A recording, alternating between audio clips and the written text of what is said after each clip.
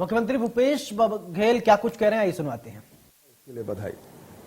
दूसरी तरफ स्वामी आत्मानंद अंग्रेजी स्कूल हमने शुरुआत की और लगभग 12,000 शिक्षक भर्ती हो गई है।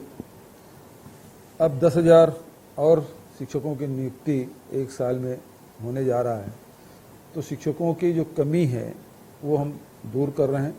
और उसके साथ साथ जिस प्रकार से डॉक्टर आलोक शुक्ला ने अपने प्रारंभिक उद्बोधन में बताया कि पहले कभी स्कूल के संधारण के लिए राशि नहीं रखी जाती थी, लेकिन इस साल हम लोगों ने 500 करोड़ रुपए की राशि इसमें रखा है ताकि स्कूलों को संधारण किया जाए। जीर्ण शीर्ण जो स्कूल हो गए हैं उसके फिर से बनाया जाए, उसके घेरा, अतिरिक्त कमरे, रंग रोगन, पोताई, इस सब करने के लिए 500 करोड़ की राशि रखी गई है ताकि आने वाले एक साल में हमारा इस ग्रामीण क्षेत्र हो या शहरी क्षेत्र हो, सभी स्कूल सुंदर रह सके। कैंपस अच्छा रहेगा तो पढ़ाने वाले को भी और पढ़ने वाले दोनों को एक वातावरण मिलता है, तो वो आवश्यकता है भी, और जिसकी तरफ लगातार पहले उपेक्षा की गई थी अब उसे दूर किया जाएगा। एक और शिक्षा के क्षेत्र में एक बहुत ही मजबूत कदम उठाते हुए नवा रायपुर अटल नगर सेक्टर 32 में प्रस्तावित उत्कृष्ट शिक्षण संस्थान का आज शिलान्यास किया गया। और ये बहुत ही महत्वाकांक्षी योजना कि एक ऐसा स्कूल बने जो अंतर्राष्ट्रीय स्तर का हो, और छत्तीसगढ़ उत्कृष्ट विद्यालय सोसाइटी के द्वारा इसे संचालन किया जाएगा। वहाँ हॉस्टल रहेगा, सारी कुछ व्यवस्थाएं वहाँ होगी, अत्याधुनिक सारी सुविधाएं उसमें दी जाएगी। तो एक उत्कृष्ट शिक्षण संस्थान अब हमारे छत्तीसगढ़ में भी बनने जा रहा है और मुझे उम्मीद है कि अगले एक साल में इसे पूरा कर लिया जाएगा। मैं इसके लिए बधाई देता हूँ। आज आधुनिकता और तकनीकी के लिए जहाँ हमें अंग्रेजी माध्यम स्कूल खोले हैं, अब अंग्रेजी माध्यम के कॉलेज भी खोलने वाले हैं। हमने सभी स्वामी आत्मानंद स्कूलों में कंप्यूटर शिक्षा को अनिवार्य करने का निर्णय भी किया है। छत्तीसगढ़ की विरासत को बच्चों को सिखाने के लिए हमने निर्णय भी लिया है कि सभी स्कूलों में सप्ताह में एक दिन छत्तीसगढ़ की स्थानीय भाषा बोलियों को समर्पित करेंगे। आदिवासी क्षेत्रों में इस दिन स्कूलों में स्थानीय आदिवासी बोली में बातचीत कार्यक्रम होंगे, जिसमें कुड़ुक है, सरगुजिया है, हलबा है, गोड़ी है, दोरला है, इन सब बोलियों में उस दिन होंगे। और बचत जो स्कूल है उसमें छत्तीसगढ़ी भाषा में कार्यक्रम होंगे। इसके लिए छत्तीसगढ़ी भाषा और आदिवासी बोलियों में शैक्षिक सामग्री भी तैयार हम कर रहे हैं ताकि उसका उपयोग हमारे बच्चे कर सकें।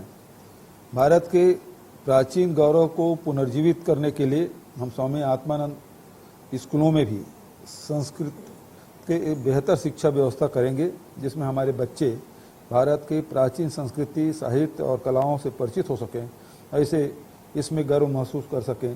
तो इसलिए स्वामी आत्मानंद अंग्रेजी स्कूल में भी संस्कृत में भी पढ़ाई होगी, संस्कृत के क्लास लगेंगे, इसे सभी स्कूलों में अनिवार्य किया जाएगा।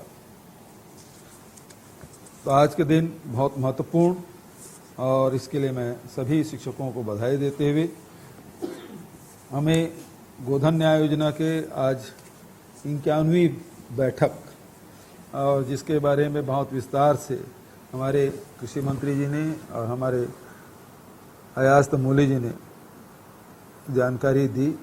हर 15 दिन में हम लोग बैठते हैं और राशि वितरण करते हैं।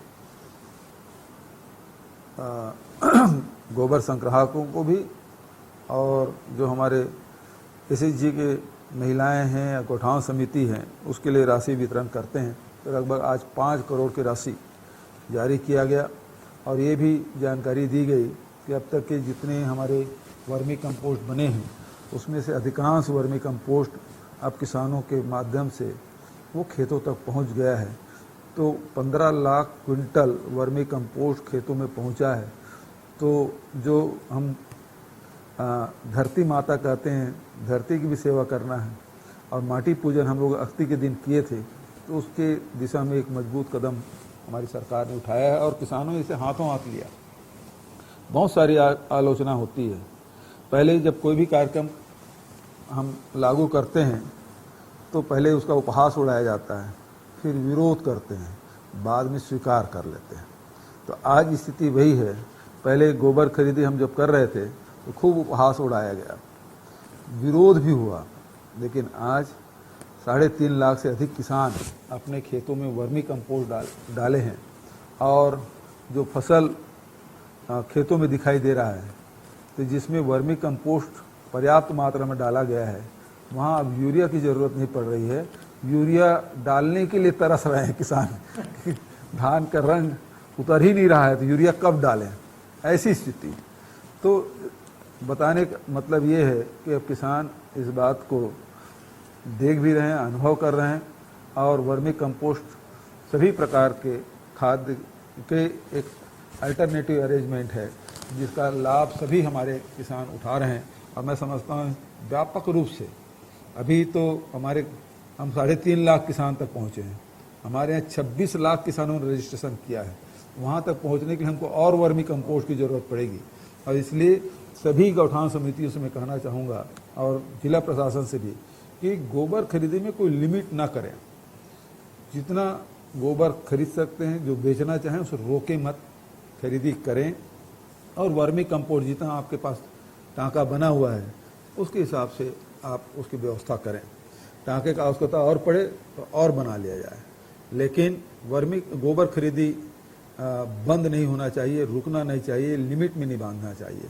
और अभी जिस प्रकार से अयाज जी ने जो बात बताई कि अब हमारे गौठानों में सैकड़ों ऐसे गौठान समिति हैं जिसके पास 10 लाख से अधिक राशि है, किसी गौठान समिति के पास 50 लाख तक की राशि है। मतलब ये है कि हमारी गौठान समिति जो महात्मा गांधी ने आत्मनिर्भर स्वावलंबी जो गांव की बात उन्होंने कही थी, ग्राम स्वराज्य की बात कही थी, तो अब इस प्रकार से हमारी समितियां हैं वो आत्मनिर्भर बनते जा रहे हैं, स्वावलंबी बनते जा रहे हैं। और इससे जो हमारे रूरल इंडस्ट्रियल पार्क का निर्माण हम करने जा रहे हैं, जिसमें पिछले दिनों हम लोगों ने बैठक में निर्णय लिया कि अब जो पढ़े लिखे लोग हैं गांव में, जो middle class lower middle class के लोग हैं, जो अपना इंडस्ट्री डालना चाहते हैं, जहां गांव में उन्हें जमीन उपलब्ध नहीं हो पाता था, वो गांव चाहते तो थे लेकिन सड़क किनारे से ज़मीन नहीं मिल पाता था, बिजली की सुविधा, फिर ज़मीन के डाइवर्सन, पानी की व्यवस्था, लेबर की व्यवस्था, ये सब बहुत सारे समस्याओं से जूझना पड़ता था। अब रूरल इंडस्ट्रियल पार्क के माध्यम से उनको भी अवसर देंगे जो अपना खुद का छोटे मोटी इंडस्ट्री लगाना चाहते हैं, तो उससे गांव में और रोज़गार बढ़ेगा। और जो लोग नवाचार करना चाहते हैं, जो गांव में रह के ही अपना रोजगार धंधा करना चाहते हैं, ऐसे लोगों के लिए बेहतर अवसर इससे मिलेगा। ताकि इससे वैसे तो छत्तीसगढ़ में अभी 0.4% ही बेरोजगारी दर है और भी इसमें कमी आएगी। मैं समझता हूँ कि हम 100% रोजगार की तरफ बढ़ेंगे और हमारा रूरल इंडस्ट्रियल पार्क एक उसका मजबूत आधार बनेगा। तो मैं इस अवसर पर शिक्षा विभाग को भी और कृषि विभाग को भी बहुत बधाई देता हूं कि एक तरफ हमारे जीवन में सबसे ज़्यादा जरूरी है लोगों की आय बढ़े, तो उसमें कृषि विभाग, सहकारिता विभाग ने बहुत महत्वपूर्ण काम किया है।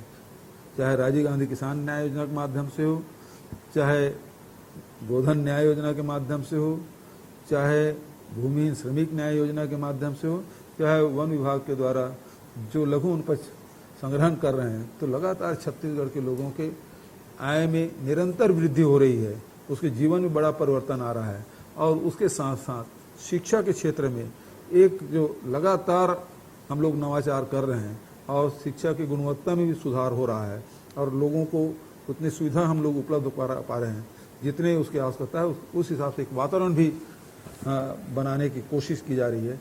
तो दोनों विभाग को बहुत बहुत बधाई, शुभकामनाएं, सभी दोनों मंत्रियों को और सभी अधिकारियों को बधाई और शुभकामना देते हुए आज शिक्षक दिवस के अवसर पर पुनः सर्वपल्ली डॉक्टर राधाकृष्णन को नमन करते हुए अपनी वाणी के विराम देता हूं। धन्यवाद। जय हिंद, जय छत्तीसगढ़। सर, आज गोधन न्याय योजना की राशि वितरण तथा नवा रायपुर में उत्कृष्ट विद्यालय के भूमि पूजन और बालवाड़ी कार्यक्रम के शुभारंभ थे।